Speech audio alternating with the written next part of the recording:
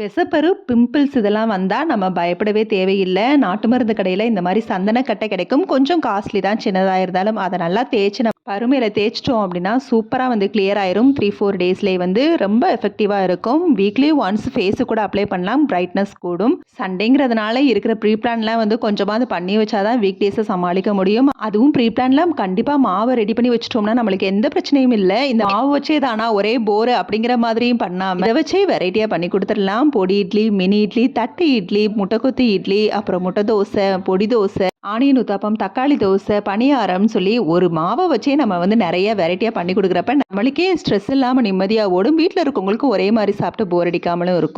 Sunday non veg எதுவும் எடுக்கல. அதுக்கு பதிலா முட்டை குழம்பு தான் ரெடி பண்ணேன். முட்டை குழம்புல வெங்காயம், வெள்ளைப்பூடு, இஞ்சி, சீரகம், சோம்பு, பட்டை, கிராம்பு, அன்னாச்சி பூ, கொஞ்சமா மிளகும், தனியா, கொஞ்சம் கருவேப்பிலையும் சேர்த்து நல்லா வதக்கிட்டு, ஒரு தக்காளி பழமும் சேர்த்து நல்லா வதக்கிட்டு, தேங்காவோட வதக்குனதையும் சேர்த்து அரைச்சலாம். காரத்துக்கு குழம்பு மிளகாய்த்தூள் தான் போட்டிருக்கேன். 4 முட்டையோட 1 முட்டையை மட்டும் உடைச்சு ஊத்தி சேர்த்துருக்கேன். அதுவும் சூப்பரா வெந்துருச்சு. வீக்கெண்ட்ல ப்ரீ பிளான் வீக் டேஸை ஃப்ரீ ஆக்கும்.